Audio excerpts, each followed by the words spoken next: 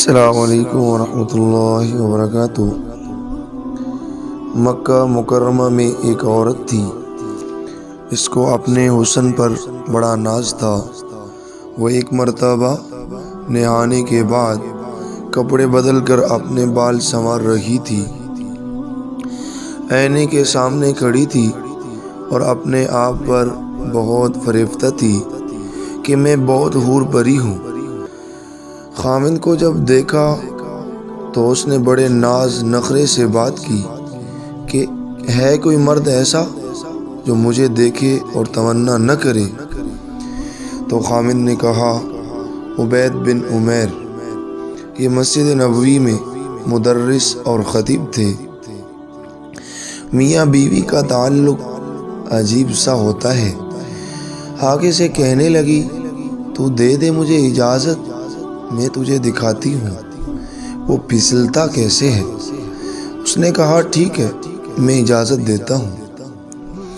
عورت کو اجازت مل گئی اور وہ نکلی، پھر مسجد کے دروازے پر آ کر کھڑی ہو گئی۔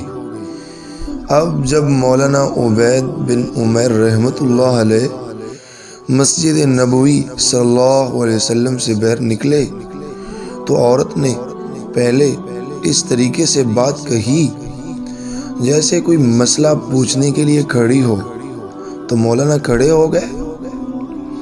اس دوران اس نے اپنے چہرے سے نقاب کو ہٹا دیا۔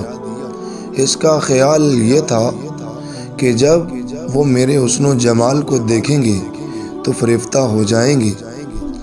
جیسے ہی اس نے ایسا کیا تو انہوں نے نظر ہٹا دی اور کہا، دیکھو کیوں ایسا کام کے بارے میں سوچتی ہو جس سے دنیا میں بھی ذلت ملے گی اور آخرت میں بھی ذلت ملے گی۔ اب یہ الفاظ ان کے منہ سے اتنے درد سے نکلے کہ وہ شرما گئی اور واپس آ گئی۔ شوہر نے پوچھا، کیا بنا؟